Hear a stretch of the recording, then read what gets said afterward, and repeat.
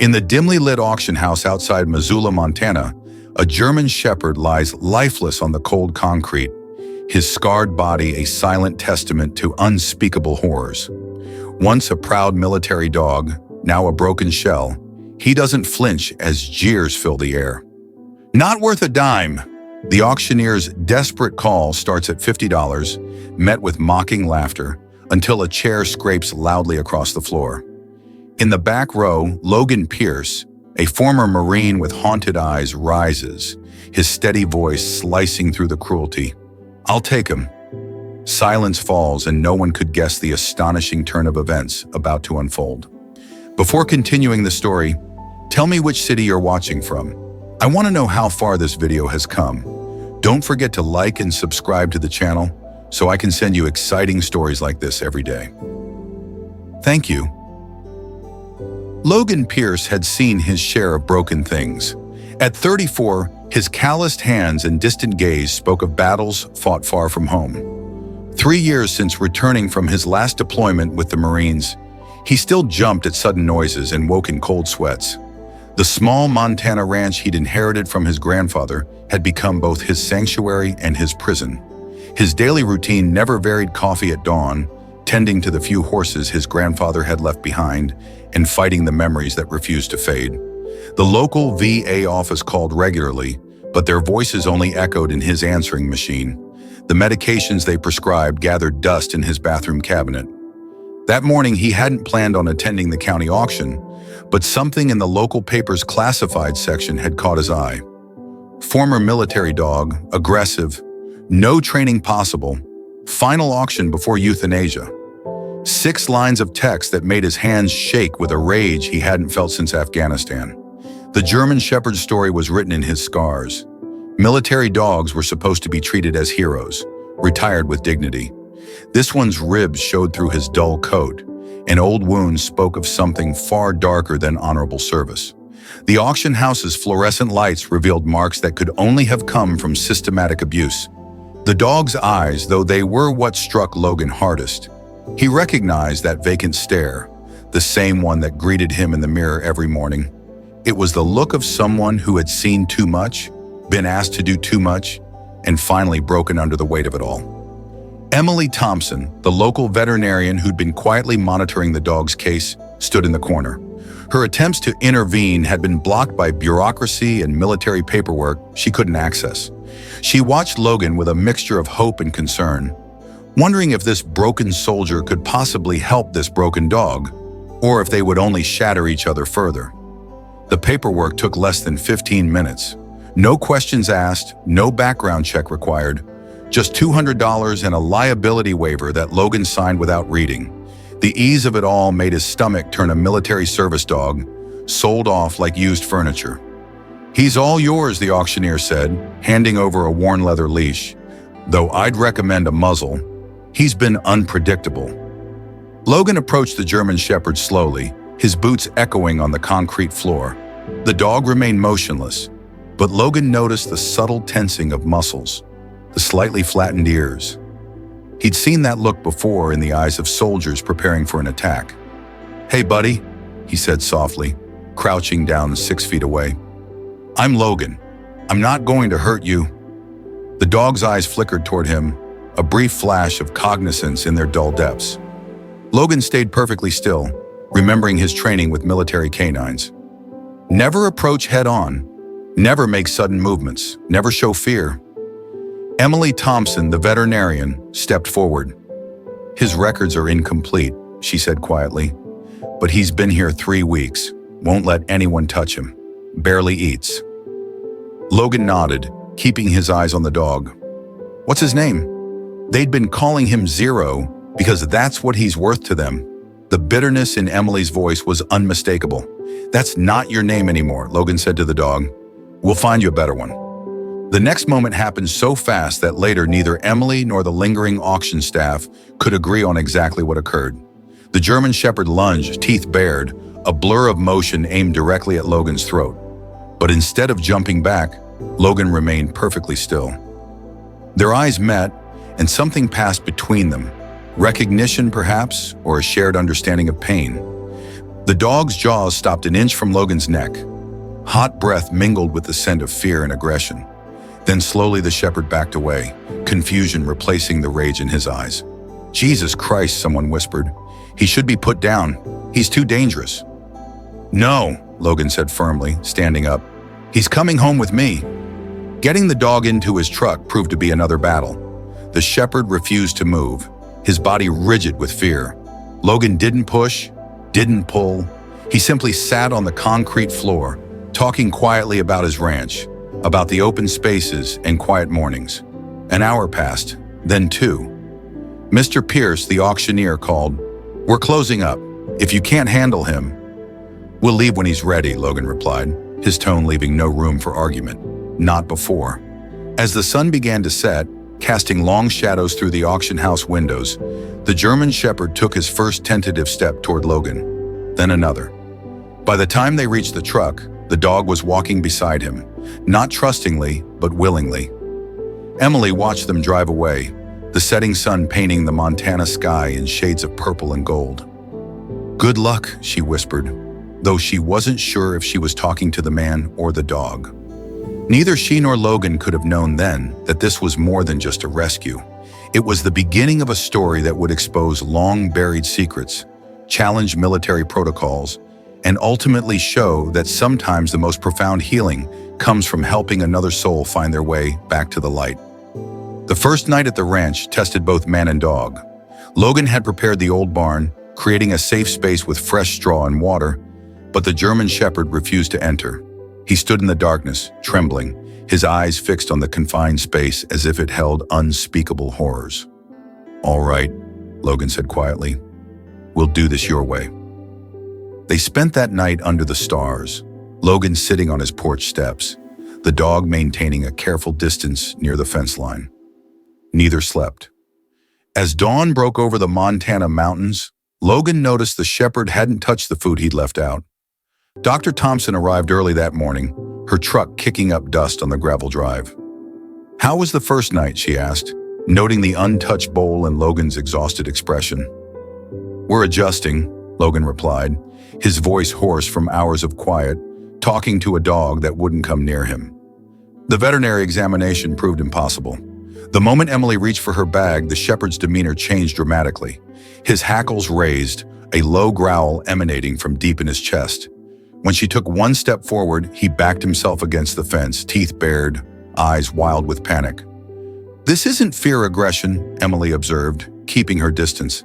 "This is trauma. Whatever they did to him involved medical equipment." Throughout the day, Logan attempted to establish a routine. Each approach was met with either aggressive displays or complete withdrawal. The shepherd would alternate between threatening lunges and pressing himself into corners, shaking uncontrollably. By evening, exhaustion and frustration began to take their toll. The dog had refused food for over 24 hours, wouldn't let anyone near him, and showed no signs of improvement. Logan's phone rang, Emily checking in. Sometimes she said gently, "If they're too far gone." "He's not too far gone," Logan interrupted. Watching the shepherd pace along the fence line, "He's just lost, like I was." That night, as a storm rolled in from the mountains, the true challenge began. The first crack of thunder sent the German shepherd into a blind panic. He crashed into the fence, bloodying his shoulder before bolting toward the property line.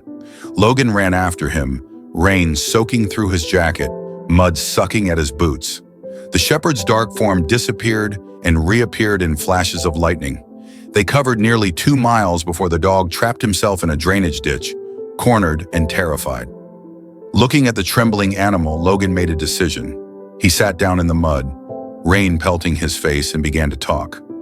"I know what it's like," he said softly, "when the thunder sounds like mortars, when every shadow holds a threat, when you can't trust anyone because trust got your friends killed."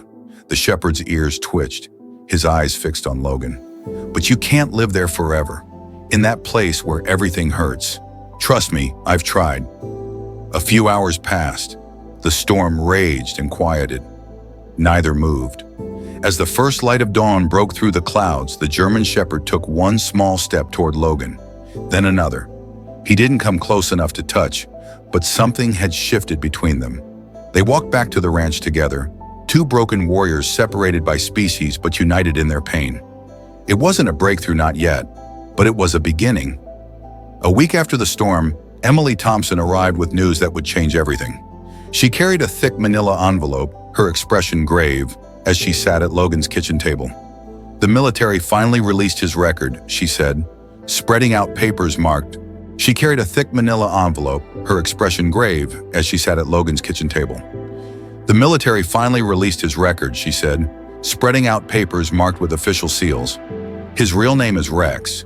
He was deployed with the Marine Corps of Mintan, Afghanistan, Special Operations Command." Logan's hands trembled as he reached for the documents. The German Shepherd, now simply called Ranger by Logan for his habit of following, at a distance watched from his spot by the door. "3 combat tours," Emily continued, highly decorated, but then something happened. "The records are heavily redacted, but there's a gap. 6 months where he just disappears from official documentation." Logan studied the papers, his jaw tightening. "These training logs," he said, pointing to a section, "the timestamps. They were running him 20 hours a day. No dog can sustain that." "There's more," Emily hesitated, pulling out a final document. "The dates of his last deployment. They match." "My last tour," Logan finished, his voice barely a whisper. He stared at Ranger, memories flooding back. He was there, the day we lost Mitchell's team in Kandahar. The revelation hung heavy in the air. Ranger's ears pricked forward as if he recognized something in Logan's tone. For the first time, he moved closer to the table voluntarily. "Someone wanted him forgotten," Emily said softly. "Military dogs don't end up in civilian auctions, Logan. Not like this. Not with their records sealed." Logan stood abruptly, causing Ranger to retreat to his corner. "Who handled him? Who was his last commander?" Emily shook her head. "Those pages are completely blacked out, but I have a contact at the Pentagon who's willing to help." Unofficially, of course. As they talked, neither noticed Ranger's growing agitation. It wasn't until the dog began to whine, a high-pitched sound of distress, that they turned to see him pawing at his neck. Logan approached slowly, speaking in low, soothing tones. For the first time, Ranger didn't back away. Under the thick fur of his neck, Logan's fingers found something metal, a small tag that had been overlooked, embedded in the skin and grown over. "Call the clinic," he told Emily. "We need to see what that is." That evening, under careful sedation, Emily extracted a military identification tag from Ranger's neck. The numbers were partially worn away, but one name remained legible: Handler, Major Jake Victor. Logan's face went pale. "Victor? That's impossible. He was investigated for ethics violations. Discharged 3 years ago." "You know him?" Everyone knew him. He ran the enhanced training program. Rumors about his methods, but nothing was ever proved. Logan looked at Ranger, still groggy from sedation, until now. As Ranger began to stir, his eyes found Logan's. For the first time, there was recognition there and fear. Whatever had happened in those missing 6 months, whatever had been done to this dog, it led straight to some of the highest ranks in the military K-9 program. "What are you going to do?" Emily asked. Logan's response was immediate: "Find Victor. Whatever Ranger went through, he deserves justice. They all do." Neither of them could have known then that this decision would put both their lives at risk, or that the truth they sought would shake the very foundation of military K-9 programs across the country. The breakthrough came on a quiet Sunday morning, 3 weeks after discovering Ranger's military identification. Logan had fallen asleep in his porch chair, his nightmares having kept him awake most of the night. He woke to the sound of whimpering. Ranger lay in the yard, caught in the grip of his own night terrors. His legs twitched, soft cries escaping his throat. Without thinking, Logan began speaking in the same calm voice he'd used with traumatized soldiers in the field. "You're safe now. It's just a dream. You're in Montana, on the ranch. The war is over." Ranger's eyes snapped open, but instead of his usual aggressive response to being startled, he remained still, watching Logan with an intensity that hadn't been there before. For several long moments, neither moved. Then Ranger did something unprecedented. He walked up the porch steps and sat, maintaining a careful distance but choosing for the first time to be near. "Yeah, I get them too," Logan said quietly. "The dreams where you're back there, where you can't save them, where everything goes wrong." As he spoke, Ranger's ears twitched, tracking every word. The dog's posture gradually relaxed, though his eyes remained alert. Logan continued talking, sharing pieces of his own story. The ambush that had taken his team, the long nights of rehabilitation, the guilt that never quite faded.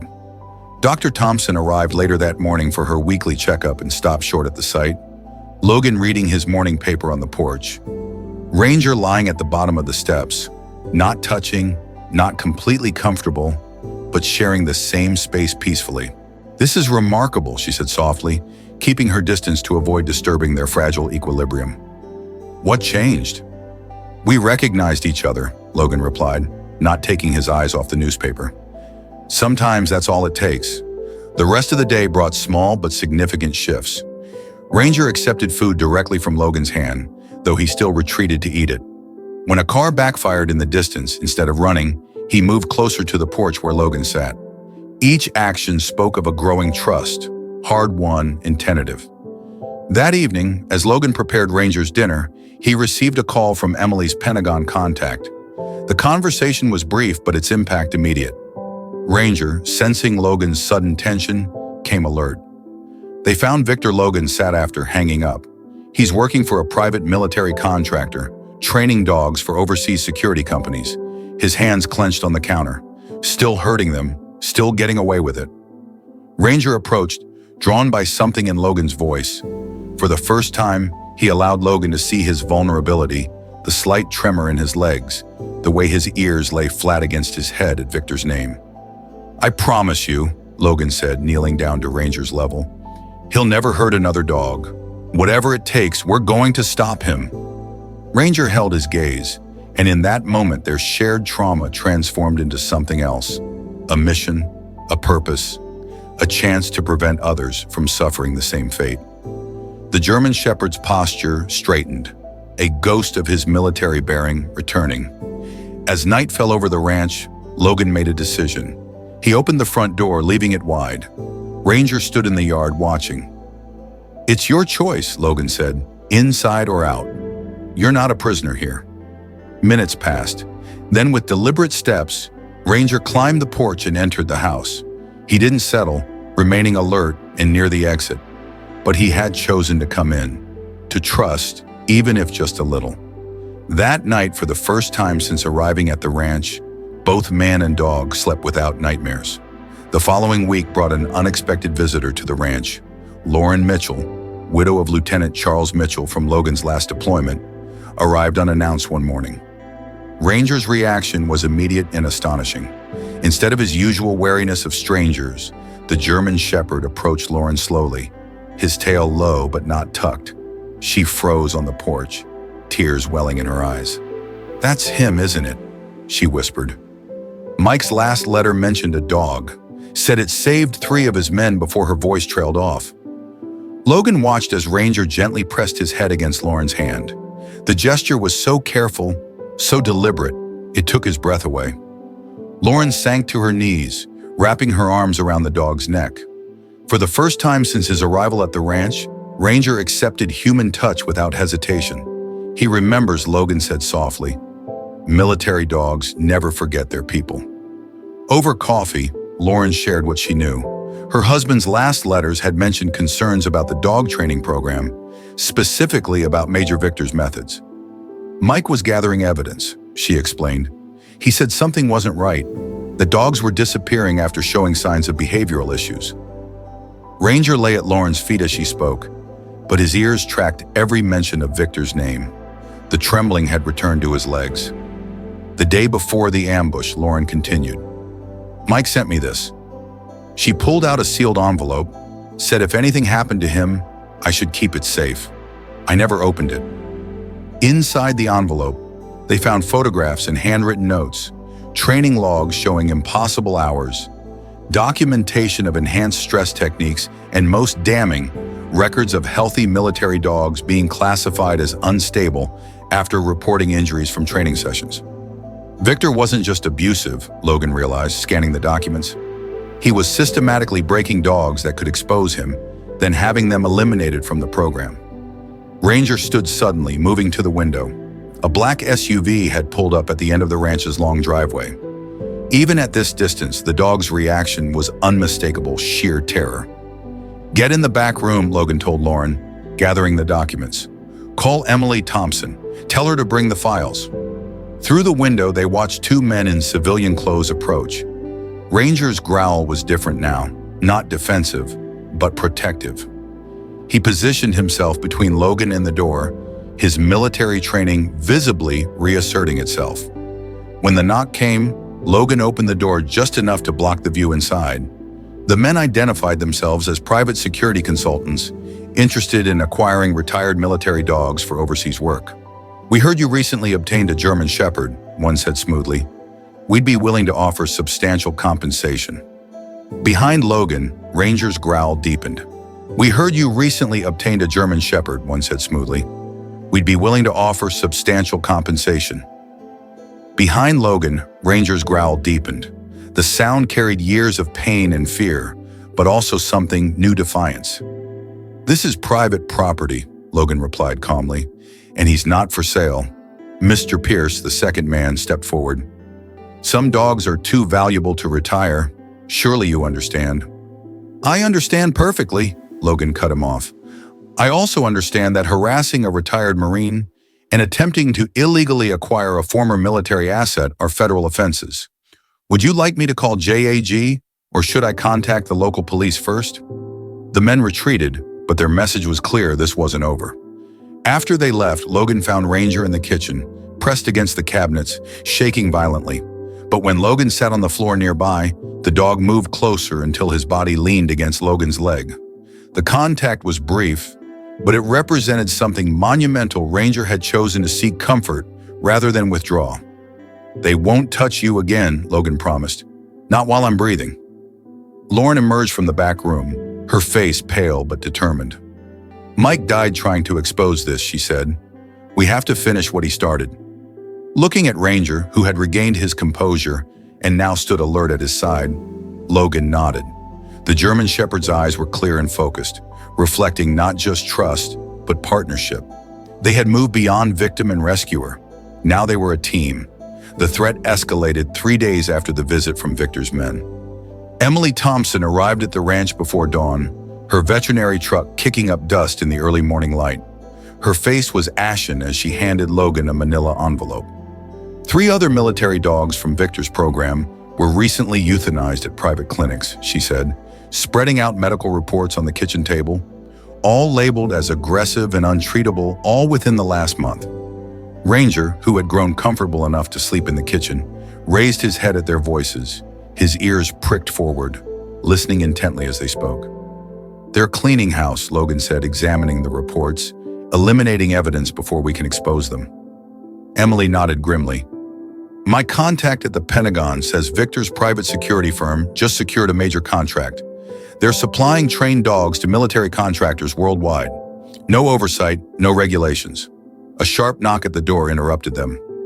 Ranger was on his feet instantly, but his stance had changed. Gone was the fearful, traumatized animal. In his place stood a military working dog, alert and ready. Through the window, they saw a formal-looking man in a suit, holding up a badge. FBI Special Agent Tyler Monroe introduced himself, his expression grave. "Mr. Pierce," he said, once they were seated in the living room, "we've been investigating Major Victor's training programs for the past year. Lieutenant Mitchell was our confidential informant before his death."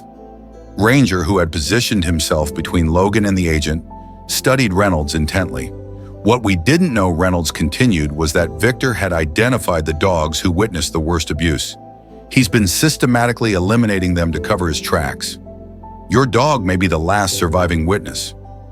Logan felt a cold anger settling in his chest. How many? 27 dogs in the past 3 years. All highly trained military assets, all suddenly declared unstable and eliminated. Reynolds paused, watching Ranger. But he made a mistake with this one. He got careless. Emily spoke up from the corner. "The embedded ID tag, the one we removed." Reynolds nodded. It contains a GPS tracker. That's how Victor's men found you. But it might also prove he was monitoring dogs after their official discharge, a direct violation of military protocols. As they talked, Ranger's behavior shifted subtly. He moved closer to Logan, not from fear, but as if preparing to defend. The dog's military training was resurfacing, but this time driven by loyalty rather than force. Victor has connections, Reynolds warned. High-ranking military officials, private security firms, even some political figures. They've buried investigations before. We need concrete evidence. What about Lauren Mitchell's documents? Emily asked. A good start, but not enough. We need. A sharp crack echoed from outside. Ranger's reaction was instantaneous. He launched himself at Logan, knocking him away from the window seconds before it shattered. Glass rained down where Logan had been sitting. Reynolds drew his weapon, moving to secure the room. Emily ducked behind the kitchen counter, but it was Ranger who took command of the situation. The German Shepherd moved methodically through the house, checking each entry point, his training now fully evident. When local law enforcement arrived 20 minutes later, they found shell casings in the tree line, a professional warning shot designed to intimidate rather than harm. They're getting desperate, Reynolds said, holstering his weapon, which means we're close to something they don't want found. That evening, after Reynolds and Emily had left, Logan sat on the porch with Ranger. The German Shepherd remained vigilant, but now there was purpose in his watchfulness. He had transformed from a victim into a protector. You saved my life today, Logan said quietly, just like you saved those men in Afghanistan. Ranger turned to look at him, and in that moment, Logan saw what Victor had tried to destroy, not just a military asset, but a warrior spirit, unbroken despite everything. Tomorrow, Logan continued, we start fighting back. Ranger's posture straightened, responding to the conviction in Logan's voice. They were no longer just survivor and rescuer. They had become soldiers again, but this time in a battle of their own choosing. The transformation began in earnest the morning after the shooting. Logan woke before dawn to find Ranger standing at attention by his bed, fully alert but calm. The German Shepherd's eyes held a new clarity, as if the previous day's events had awakened something long dormant within him. We need to train, Logan said quietly, not like before. Something new. Over breakfast, Agent Reynolds called with a warning Victor's security firm had deployed teams across 3 states, systematically visiting locations where their former dogs had been placed. 2 more animals had been humanely euthanized due to alleged behavioral issues. Dr. Thompson arrived mid-morning, carrying not just medical supplies, but also training equipment. If we're going to protect him, she said, he needs to trust us completely, and we need to trust him. The rehabilitation process they designed was unlike anything in military protocols. Instead of commanding Ranger's obedience, they allowed him to set the pace. Trust had to be earned, not forced. They started with basic medical examinations. Previously, any attempt to check Ranger's injuries had triggered violent responses. Now with Logan sitting on the floor beside him, speaking in low, steady tones, Ranger allowed Emily to approach. His body trembled, but he didn't retreat. The physical wounds are healing well, Emily noted, gentle hands examining old scars. But watch his reaction to certain touches. They use pain as a training tool. Logan's jaw tightened. Show me where. Over the next hour, Emily demonstrated how Ranger flinched from specific pressure points, places where shock collars had been used, where harsh corrections had left lasting trauma. Each discovery fueled Logan's determination to expose Victor's program. The breakthrough came during the afternoon session. Instead of standard military commands, Logan began using simple conversation. Would you like to check the perimeter with me? He asked Ranger. The dog's ears pricked forward, considering. Then of his own accord, he moved to Logan's side. They walked the ranch's boundary together, Logan pointing out potential security weaknesses, Ranger adding his own observations through subtle changes in posture and attention. It wasn't handler and animal anymore. It was 2 veterans working in tandem. Lauren Mitchell returned with more of her husband's documents, watching their progress with tears in her eyes. Mike would be proud, she said. This is what military working dogs were meant to be. Partners, not tools. As trust grew, so did Ranger's confidence. He began sleeping closer to Logan's bed each night, eventually choosing to rest at the foot of it. During the day, he maintained his vigilance, but without the desperate edge of fear. He was protecting the ranch, not because he was trained to, but because he had chosen it as his mission. The most significant moment came during an afternoon thunderstorm. Previously, such weather had sent Ranger into panic attacks, the thunder triggering combat memories. This time, as the first rumbles echoed across the mountains, he pressed against Logan's leg. "It's okay, Logan," said softly. "We're safe here." Ranger looked up at him, and for the first time, Logan saw complete trust in those eyes. The dog had chosen to seek comfort rather than flee. It was a small victory, but in the world of trauma recovery, such moments were everything. That evening, as they sat on the porch watching the storm pass, Emily shared news from her Pentagon contact. Victor's company had scheduled a major demonstration for potential clients, a showcase of their enhanced training methods.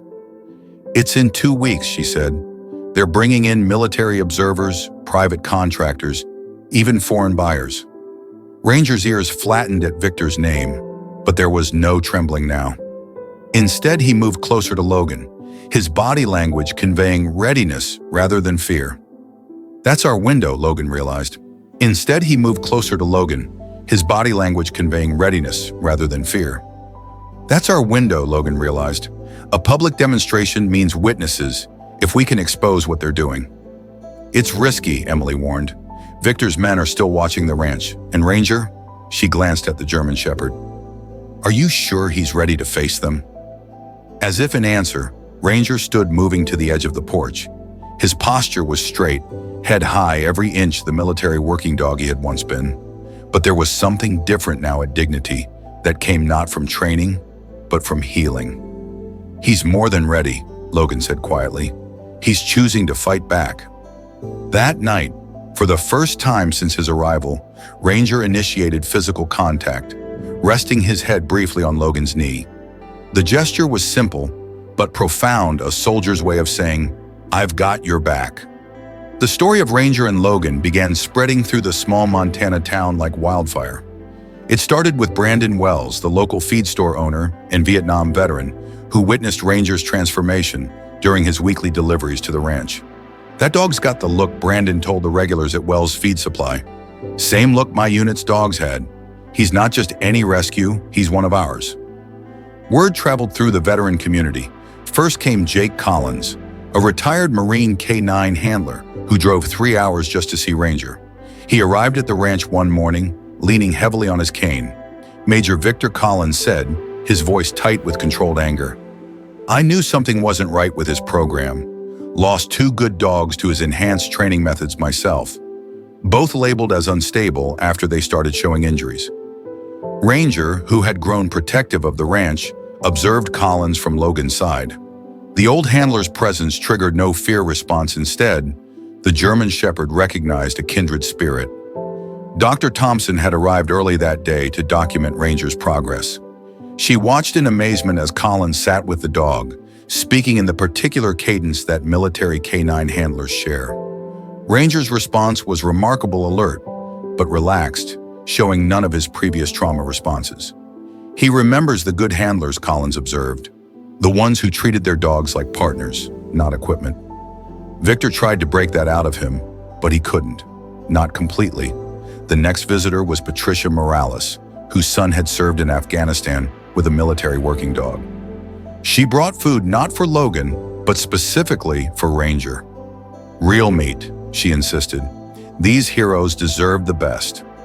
Ranger accepted her offering with gentle courtesy, his manners showing through years of trauma. Patricia wiped tears from her eyes. My David would be here himself, but she didn't need to finish. They all knew the cost of war. The turning point in community involvement came when Sheriff Wyatt Davidson made an unofficial visit to the ranch. He'd served 20 years before joining law enforcement, and his department had its own K9 unit. "This stops in our county," Davidson declared after hearing the full story.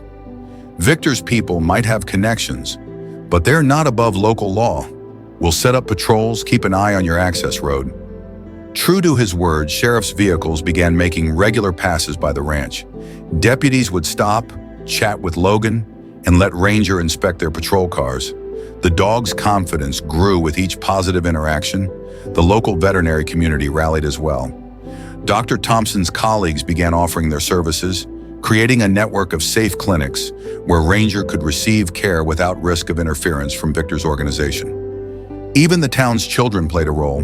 The daughter of the local school principal, 9-year-old Ava Lewis, started a Protect Our Military Dogs campaign after hearing Ranger's story.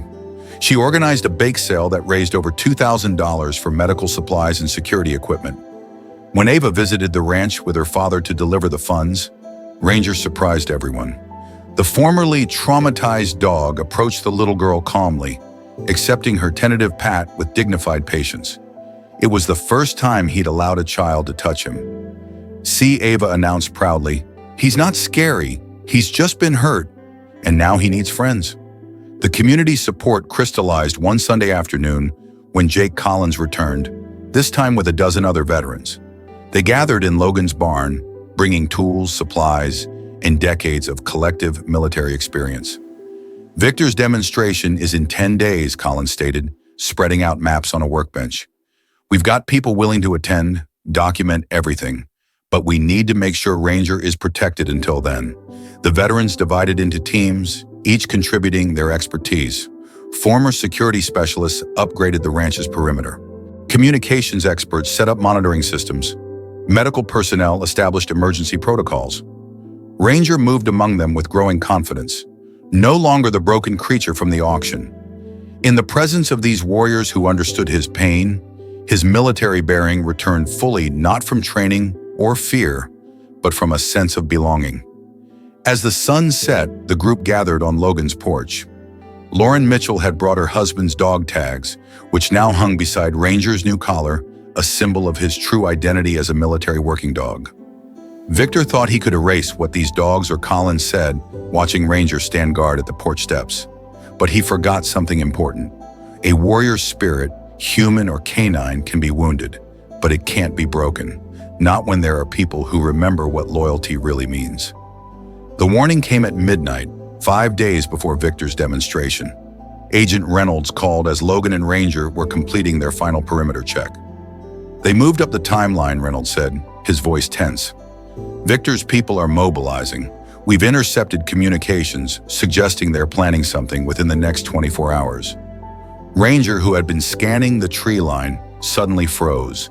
His ears pivoted forward, catching something in the darkness that human senses couldn't detect. Logan immediately killed the porch lights, plunging the ranch into darkness. 3 black SUVs appeared at the far end of the access road, their headlights off. Ranger's growl was low but controlled a soldier's warning rather than a dog's threat. "They're here," Logan told Reynolds, keeping his voice steady. "At least 6 men, maybe more." "Local police are en route," Reynolds responded, "but they're 15 minutes out. Can you?" The call cut off abruptly. Logan's cell phone showed no signal. They'd blocked communications. Inside the house, Lauren Mitchell, who had been reviewing documents for the upcoming demonstration, was already moving. She activated the emergency alert system Jake Collins had installed, a silent signal that would reach every veteran who had pledged to help protect Ranger. The German Shepherd remained focused on the approaching threat, but his behavior had changed dramatically from his first encounters with Victor's men. There was no fear now, no trembling. Instead, he positioned himself strategically, using shadows and cover, just as he'd been trained to do in combat. "Like old times, buddy," Logan whispered, and Ranger's ears twitched in acknowledgement.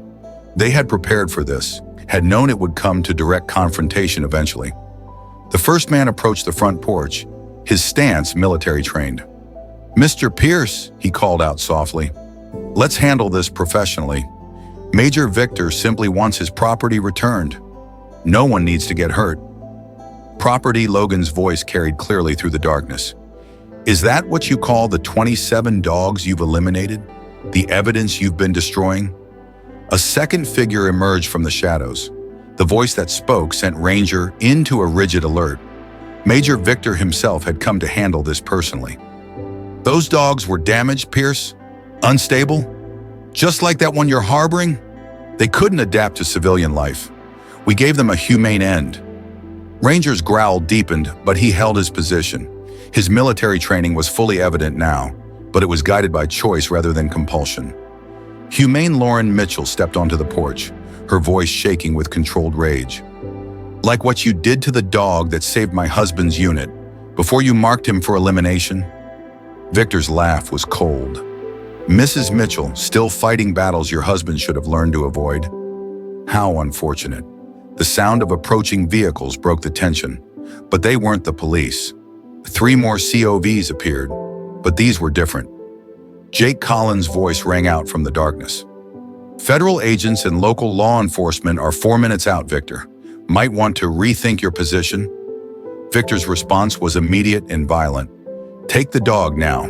His men rushed forward, but Ranger was already in motion. Years of combat training merged with newfound purpose as he engaged the first attacker. Not with the desperate fury of their previous encounters, but with controlled, precise movements. Logan moved simultaneously, his own military training syncing with Ranger's actions. They worked in perfect coordination, handler and dog becoming a single defensive unit. The veterans Collins had brought created a defensive perimeter, their experience evident in their positioning and response. Victor's men found themselves caught in a rapidly closing trap. "It's over," Major Collins called out. "We've documented everything. Your training methods, the eliminated dogs, the cover-ups, it's all coming out at your demonstration." Victor's next move shocked everyone. He pulled out a familiar training device, the same type of shock collar he'd used to break his dogs. Ranger's reaction was instantaneous, but unexpected. Instead of cowering, he placed himself between Victor and Logan, a clear challenge in his stance. "Still think you can control him?" Logan asked quietly. "He's not your weapon anymore. He never was. He's a soldier, and he's chosen his side." The distant wail of sirens finally broke the standoff. Victor and his men retreated to their vehicles, but his parting words carried a clear threat. "This isn't over, Pierce. That dog knows too much, and so do you." As police cars flooded the property, Ranger maintained his protective position. His eyes tracked Victor's departure. But there was no fear in his bearing, only the steady vigilance of a warrior who had found his true purpose. The morning of Victor's demonstration dawned cold and clear. The private training facility outside Helena sprawled across 30 acres, its modern buildings a stark contrast to the Montana wilderness surrounding it. Military observers, private contractors, and foreign representatives gathered in the viewing area, unaware of what was about to unfold. Logan and Ranger arrived early, parking their truck behind the maintenance building as planned. Agent Reynolds had secured them access credentials through his investigation, listing Logan as a potential client. Ranger, wearing a new tactical vest provided by Jake Collins, remained perfectly composed despite being back in an environment that held so many dark memories.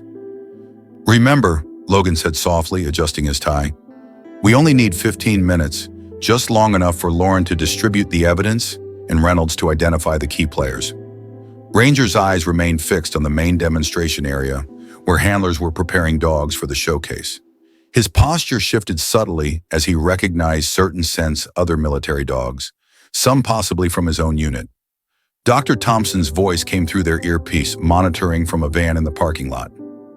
"Victor's security team is doing perimeter sweeps. Stay in position until the demonstration begins." The facility slowly filled with spectators. Logan recognized several high-ranking military officials, their presence indicating the scope of Victor's influence. Lauren Mitchell, posing as a journalist, was already circulating through the crowd, her camera concealing a device that would transmit everything to Reynolds' team. At precisely 9 o'clock, Major Victor took the stage. He cut an impressive figure in his tailored suit, every inch the successful businessman. "Ladies and gentlemen," his voice carried across the grounds, "today you'll witness the future of tactical canine training." As Victor began detailing his program's success rates, Ranger's ears suddenly pricked forward. He caught a sound or scent that triggered his attention. Logan followed the dog's gaze to a row of kennels behind the main building. Emily Logan whispered into his communications device, "We need eyes on the back kennels." "Accessing security feeds now," she replied. A moment later, her voice turned urgent. "Logan, they're moving dogs out through the back. Looks like they're eliminating evidence." Ranger was already moving, his stride purposeful but controlled. Logan followed, trusting his partner's instincts. They reached the kennel area just as two handlers were loading a sedated German Shepherd into a van. "Stand down," Logan commanded, his military authority evident in his tone. "Federal investigation in progress." The handlers hesitated, recognizing something in Ranger's bearing that made them wary. These weren't Victor's trained thugs, just regular handlers following orders. One of them slowly lowered his tranquilizer gun. "These dogs are scheduled for retirement," he said, uncertainty creeping into his voice. "Major's orders." After retirement, Logan stepped forward. Like this one, he gestured to Ranger, who stood tall beside him. "Check his ID number. Look up what happened to him after Victor labeled him retired." The younger handler's eyes widened as he looked more closely at Ranger. "Wait, is that Rex?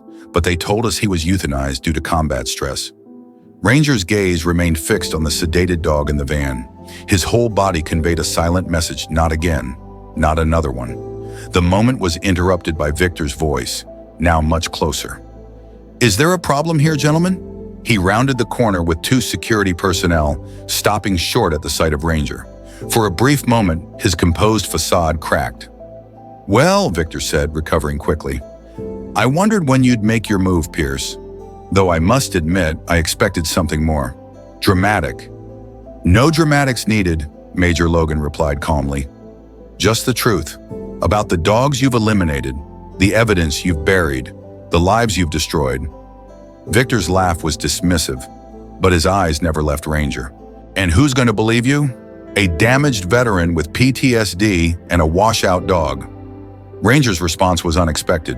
Instead of showing fear or aggression, he stepped forward and sat, assuming the formal position of a military working dog. His bearing was impeccable, his training evident in every line of his body. He was living proof of everything Victor had tried to destroy. The younger handler stepped away from the van, realization dawning on his face. "Sir," he said, addressing Victor, "what exactly are we doing with these retired dogs?" The question hung in the air, marking the beginning of the end for Victor's carefully constructed empire. The confrontation behind the kennels had drawn attention. Several military observers, curious about the delay in the demonstration, made their way toward the commotion. Victor maintained his composed exterior, but his eyes betrayed growing concern as he noted the gathering crowd. "Ladies and gentlemen," he announced smoothly, "I apologize for the interruption. We're dealing with a disgruntled former client. Security will handle this matter." Agent Reynolds chose that moment to step forward, his FBI credentials displayed. "Actually, Major Victor will be handling this situation." He turned to address the assembled group. "I apologize, but this demonstration is now part of an active federal investigation." Lauren Mitchell emerged from the crowd, no longer posing as a journalist. She carried a thick folder of documents. "These are training records," she announced, her voice clear and steady. "They show exactly what happens to dogs that don't meet the major standards." Victor's security team moved to intercept her, but Ranger's presence gave them pause. The German Shepherd stood between them and Lauren, his military bearing unmistakable. Several of the foreign observers began recording with their phones. "My husband, Lieutenant Charles Mitchell, documented everything," Lauren continued. "The abuse, the cover-ups, the systematic elimination of dogs that could expose the truth." Dr. Thompson arrived with her own evidence medical records of dogs that had passed through Victor's program. "These animals didn't fail training," she explained to the stunned audience. "They were deliberately broken. When they showed signs of abuse, they were labeled unstable and eliminated." The younger handler from the kennel stepped forward. "Sir," he addressed his superior officers present, "we've been sedating and transporting dogs for retirement for months, but they never reached their retirement facilities." Victor's composure finally cracked. "These dogs are military assets," he snapped. "Their handling is a matter of national security. You have no right to interfere with authorized training protocols." Authorized Jake Collins emerged from the crowd, supported by his cane. "Is this what you call authorized?" He projected photos onto the demonstration area's large screen images of training sessions that made several observers turn away in disgust. Ranger, still maintaining his formal military posture, drew every eye. His transformation from broken auction dog to proud military working dog stood as living testimony against Victor's methods. This animal, Logan addressed the crowd, was one of your most successful military working dogs. 3 combat tours, multiple commendations. Then he started showing signs of abuse under Major Victor's enhanced training. He was scheduled for euthanasia before we intervened. Victor made one final attempt to salvage the situation. That dog is unstable. Watch Hill demonstrated himself. He reached into his pocket and withdrew a tactical training device. The high-frequency sound it emitted had once been used to torture dogs into submission. Ranger's ears flattened, but he didn't move. Instead, he looked to Logan, waiting for guidance. "That's the difference," Major Logan said quietly. "He's not responding to fear anymore. He's choosing to stand his ground."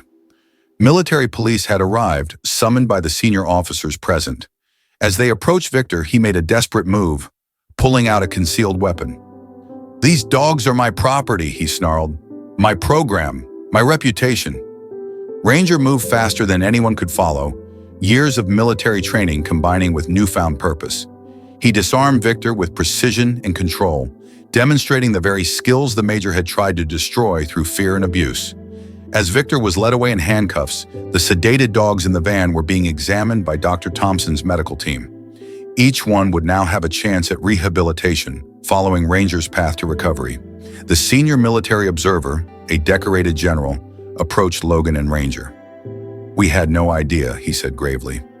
"The reports we received," he paused, looking at Ranger with newfound respect. "This ends today. All of it."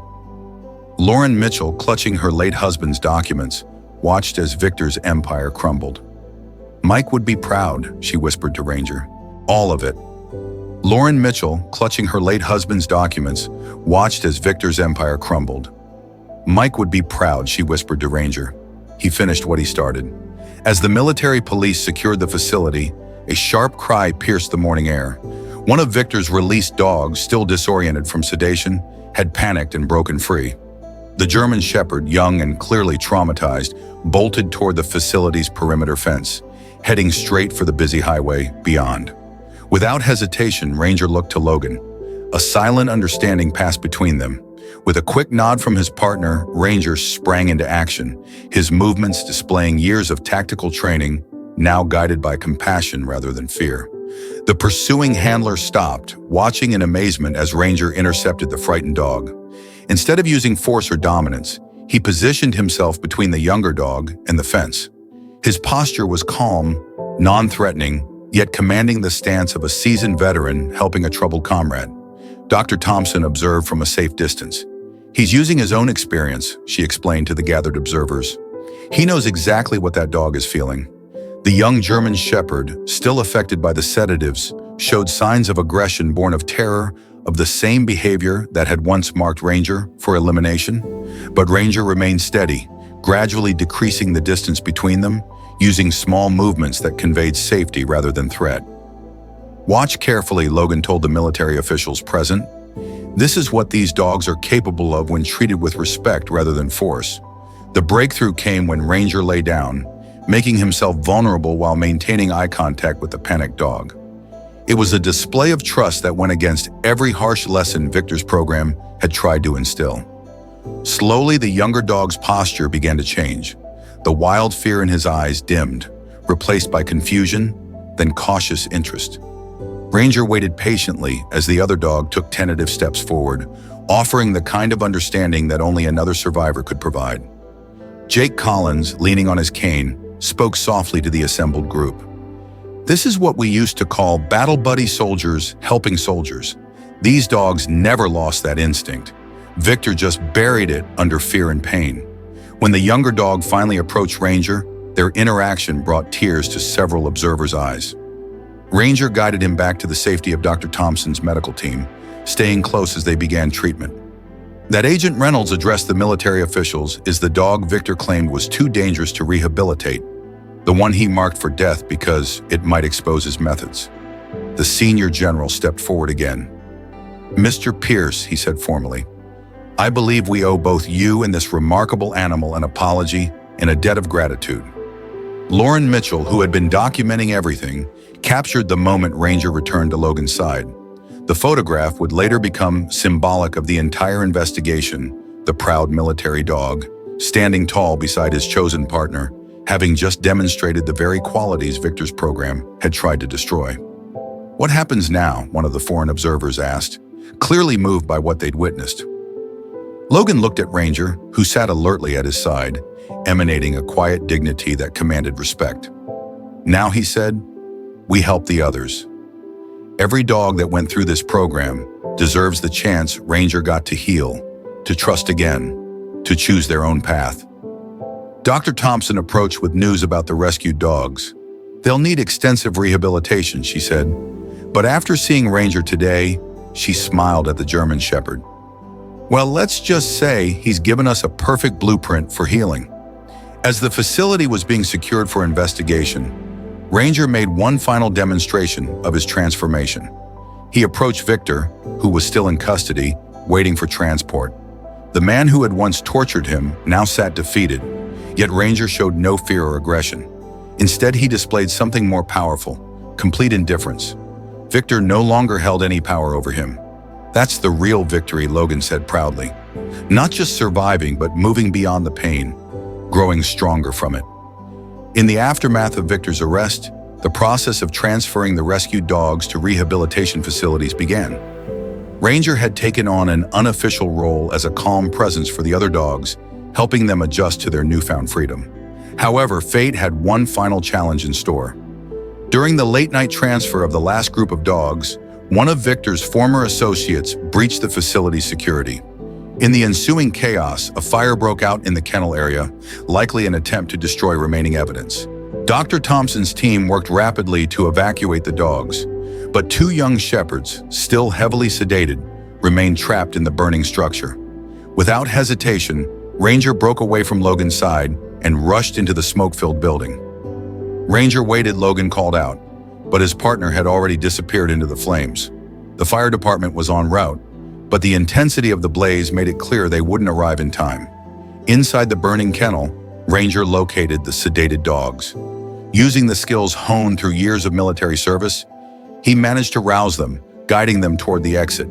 However, as they neared safety, a burning beam collapsed, separating Ranger from his charges. The two young dogs made it out, stumbling into the arms of waiting handlers, but Ranger remained trapped, the smoke growing thicker with each passing moment. Through the flames, Logan could see his partner searching for an alternate route, refusing to give up despite the deteriorating conditions. "He's not going to make it," someone shouted. "The roof's about to collapse." Logan prepared to enter the building himself, but Jake Collins held him back. "Wait," the veteran handler said, his eyes fixed on the inferno.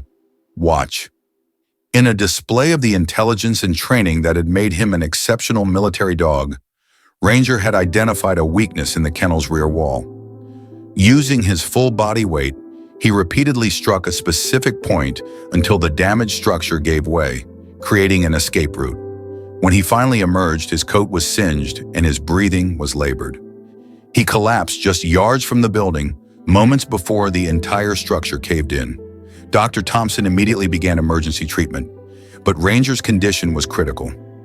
"The smoke inhalation is severe," she reported, working to stabilize him. "And there are burns along his left side. We need to get him to a facility now." As they rushed Ranger to the emergency veterinary hospital, Logan held his partner's head in his lap, speaking softly to him. "Don't you dare give up," he whispered.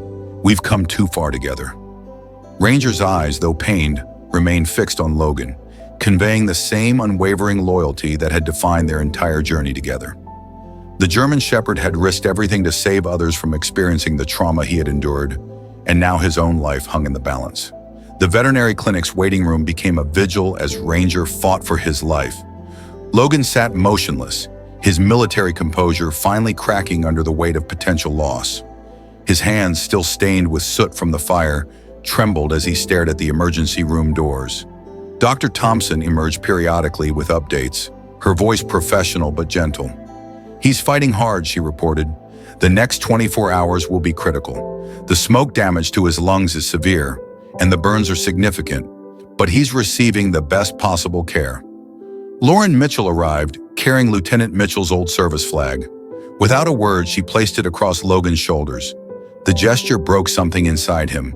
And for the first time since returning from combat, Logan Pierce wept openly. "I failed him," he whispered, his voice raw with emotion. "Just like I failed my team in Afghanistan. I should have stopped him from going into that building." Jake Collins, who had remained at the clinic, placed a firm hand on Logan's shoulder. "That's not what happened," Sonny said quietly. "Ranger made a choice, the same choice any soldier would make for their brothers in arms. You didn't fail him, you gave him back his purpose." Throughout the night, members of the veteran community filtered through the clinic. They brought coffee, food that went untouched, and most importantly, their silent understanding of what it meant to watch a brother fight for survival. Dr. Thompson found Logan alone in the early hours of the morning, standing at the observation window.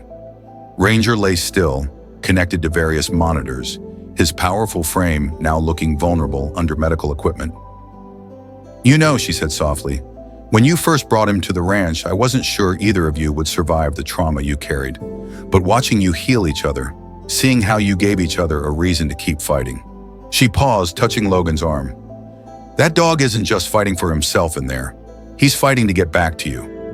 The sun was rising when Ranger's condition took a turn. His vital signs began to drop, and the emergency team rushed to stabilize him. Through the window, Logan watched helplessly as they worked to save his partner's life. In that moment, every memory flooded back Ranger's first tentative steps toward trust, their quiet nights on the ranch, the way they had helped each other reclaim their warrior spirit. The thought of losing him now, after everything they had overcome, was unbearable. "Please," Logan whispered, pressing his hand against the glass. In that moment, every memory flooded back Ranger's first tentative steps toward trust, their quiet nights on the ranch, the way they had helped each other reclaim their warrior spirit. The thought of losing him now, after everything they had overcome, was unbearable. "Please," Logan whispered, pressing his hand against the glass. "I can't do this without you, buddy. We're supposed to heal together, remember?" The response from the Montana community transformed the small veterinary clinic into a command center of support and hope. Brandon Wells from the feed store organized a schedule ensuring someone was always present, maintaining a constant vigil for both Ranger and Logan. Dr. Thompson coordinated with veterinary specialists across the state, implementing an innovative treatment protocol for Ranger's smoke inhalation. When the costs for specialized equipment mounted, the community's response was immediate and overwhelming. Ava Lewis, the 9-year-old who had first connected with Ranger, convinced her elementary school to launch a fundraising campaign. Save Our Ranger posters appeared in shop windows throughout town, and local businesses began collecting donations. The veteran community mobilized with military precision. Jake Collins contacted his network of canine handlers, and within hours they received offers of assistance from military veterinarians across the country. A retired Air Force medical transport team even volunteered to fly in specialized equipment from a facility in Colorado. Sheriff Davidson stationed deputies at the clinic, ensuring Ranger's security while he remained vulnerable. "This dog protected our community," he stated firmly. "Now it's our turn to protect him." Patricia Morales organized a prayer vigil, bringing together people of all faiths. The clinic's parking lot, filled with community members holding candles, their quiet presence a testament to how deeply Ranger's story had touched them. Lauren Mitchell, working with local media, shared the story of Ranger's heroism. The coverage sparked a national conversation about the treatment of military working dogs, leading to calls for improved rehabilitation programs and stronger oversight. On the third day of Ranger's hospitalization, Dr. Thompson gathered everyone in the waiting room. "The community's response has been extraordinary," she began, emotion evident in her voice. "The specialized equipment you helped obtain, the round-the-clock care you've supported, it's made a crucial difference." The breakthrough came that evening. Ranger's vital signs stabilized, and he showed the first signs of consciousness. When Logan was finally allowed to see him, the German Shepherd's tail thumped weakly against the bed, a small but significant sign of his fighting spirit. "Look at all these people here for you, buddy," Logan whispered, gesturing to the crowd visible through the window. "A whole town of battle buddies." Emily Thompson observed the reunion with tears in her eyes. "This is more than just a dog recovering," she told the assembled supporters.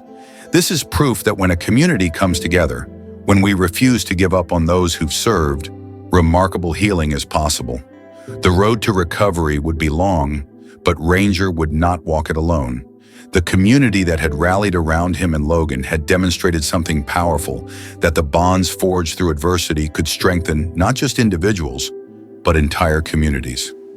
During Ranger's recovery at the veterinary clinic, Agent Reynolds arrived with a classified military file that would change everything. The document, recently unsealed as part of the investigation into Victor's program, contained the full details of Ranger's last combat mission. This report was deliberately buried, Reynolds explained, laying out the documents for Logan. It explains why Victor was so determined to eliminate Ranger as a witness. The mission took place in Kandahar province during Logan's final deployment. Ranger had been assigned to Lieutenant Mitchell's unit for a critical reconnaissance operation. What the report revealed was that Ranger had detected signs of an ambush well before it was launched, but his handler at the time, under Victor's direct orders, had ignored the dog's warnings.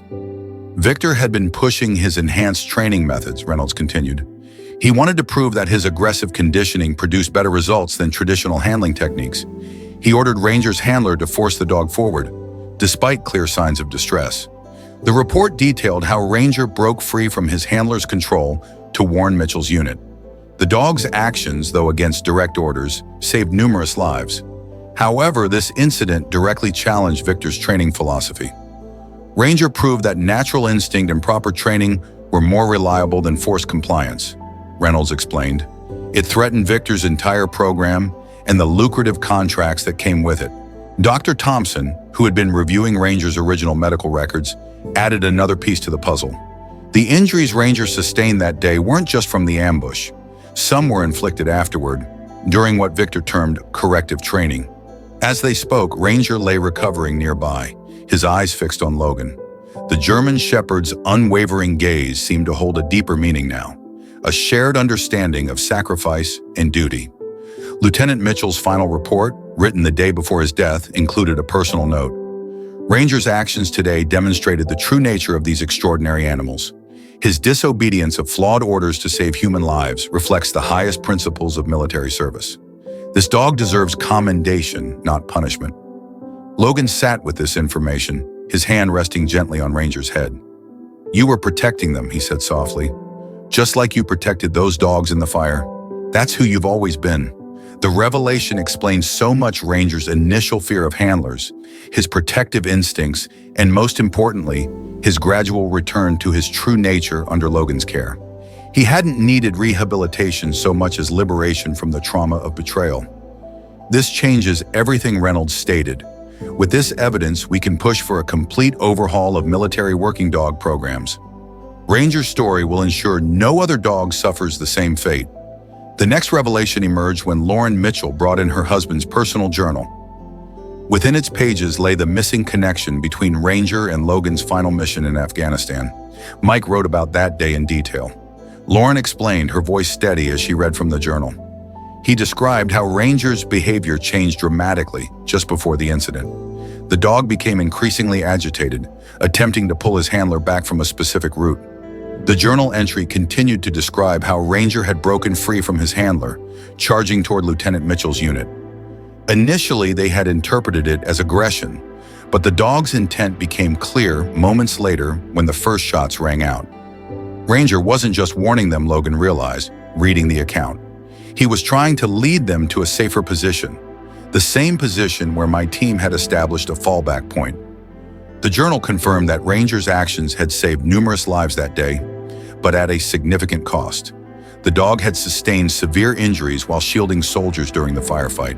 Instead of receiving commendation, however, Ranger was branded as disobedient and transferred to Victor's enhanced training program. "He was punished for saving lives, Doctor," Thompson observed, reviewing the subsequent medical reports. The physical abuse began almost immediately after the incident. For Logan, this revelation carried particular weight. His own team had been positioned to provide support that day. The alternative route Ranger had tried to indicate was the same one Logan's unit had deemed secure. "All this time," Logan said quietly, looking at Ranger, "I've carried the guilt of not being able to prevent those casualties, but you knew. You tried to warn them." Ranger, still recovering from his injuries from the fire, lifted his head at Logan's voice. The bond between them took on new meaning. They weren't just two wounded warriors who had found each other. They were survivors of the same battle, connected by their shared attempt to protect their fellow soldiers. Lauren placed Lieutenant Mitchell's journal in Logan's hands. Mike's last entry was about Ranger, she said. He wrote that some acts of courage can't be measured by human standards, that sometimes the truest form of loyalty means defying orders to do what's right. The full scope of Victor's deception came to light during a formal military review board hearing. Agent Reynolds presented a comprehensive timeline that revealed a systematic effort to conceal the truth about the military working dog program. Documents obtained through the investigation showed that Victor had created two separate reporting systems. The official records presented to military oversight committees painted a picture of successful training innovations. The reality documented in hidden files revealed a pattern of abuse and elimination of dogs that displayed independence or resistance. The program's reported success rate was artificially inflated, Reynolds testified. Dogs that failed to conform weren't counted as failures. They simply disappeared from the records entirely. Our investigation has identified 43 cases of healthy, trained military dogs being classified as unstable and eliminated after showing signs of resistance to Victor's methods. Senior military officials, previously unaware of the extent of the cover-up, learned that Victor had leveraged his connections to bypass standard oversight procedures. He had created a closed system where dogs that demonstrated natural protective instincts like Ranger's life-saving warning were viewed as threats to his methodology. Dr. Thompson presented medical evidence showing how Victor's program had systematically broken down the dog's natural instincts and replaced them with fear-based responses. These weren't training methods, she explained. This was systematic torture designed to create complete compliance regardless of the cost to the animal's physical and psychological well-being. The most damning evidence came from Victor's own records. His private communications revealed a calculated effort to discredit or eliminate anyone who questioned his methods. Lieutenant Mitchell's death had been convenient for Victor's purposes, allowing him to bury both the warning signs Ranger had displayed and the subsequent investigation into training practices. As the evidence mounted, several former program administrators came forward. They described how Victor had manipulated training data, concealed injuries, and used his political connections to silence whistleblowers. The operation extended beyond just the training facility. It reached into procurement contracts, veterinary services, and even deployment decisions. The revelation of Ranger's story became the catalyst for a complete overhaul of military working dog programs. The review board recommended immediate implementation of new oversight protocols, independent veterinary monitoring, and enhanced protection for handlers who report abuse. Ranger's presence at the hearing, fully recovered and standing proudly beside Logan, served as a powerful testament to both the resilience of these animals and the importance of proper humane training methods. His transformation from a condemned auction dog to a symbol of reform demonstrated the true potential of military working dogs when treated with respect and understanding. 6 months after the military review board hearing, the transformation at Logan's ranch exemplified the lasting impact of Ranger's story. The modest Montana property had evolved into the Second Chance Canine Rehabilitation Center, a pioneering facility dedicated to helping retired military working dogs and their handlers heal together. Under the guidance of Dr. Thompson and Jake Collins, the center developed innovative rehabilitation protocols that emphasized natural bonding over conventional training methods. Ranger played an integral role, demonstrating remarkable intuition in helping traumatized dogs readjust to civilian life. The facility's first success story involved a Belgian Illinois named Scout, who had been scheduled for euthanasia due to severe combat stress. Ranger's patient interaction with Scout established a model for rehabilitation that combined military discipline with general reassurance. Within 3 months, Scout had successfully bonded with a retired Marine suffering from PTSD, and they completed their recovery journey together. Logan's approach to rehabilitation drew from his personal experience with Ranger. These dogs don't need to be retrained, he explained to a group of military veterinarians visiting the facility. They need to be reminded of who they were before the trauma. Their core instincts, loyalty, protection, companionship remain intact. Our job is to help them trust those instincts again. The center's reputation grew within military circles. Senior officers began sending their most challenging cases to Montana, acknowledging that traditional rehabilitation methods often failed to address the complex emotional needs of combat-experienced dogs. The success rate spoke for itself. Over 90% of the dogs who completed the program successfully transitioned to civilian life. Lauren Mitchell became the center's outreach coordinator, sharing her husband's documented concerns about traditional training methods to help shape new protocols. Mike believed in the natural connection between handlers and their dogs, she told military officials. What we're doing here proves he was right. Perhaps the most profound transformation was in Ranger himself. The once traumatized dog now moved through the facility with quiet confidence, approaching new arrivals with a mixture of authority and gentleness that put both dogs and handlers at ease. His own scars, both physical and emotional, served as testament to the possibility of recovery. Dr. Thompson documented Ranger's methods, noting how he instinctively adjusted his approach for each dog. He demonstrates what we've long suspected, she reported to the Military Veterinary Board. These dogs possess an emotional intelligence that traditional training often suppressed. By allowing them to express this natural ability, we're seeing unprecedented success in rehabilitation.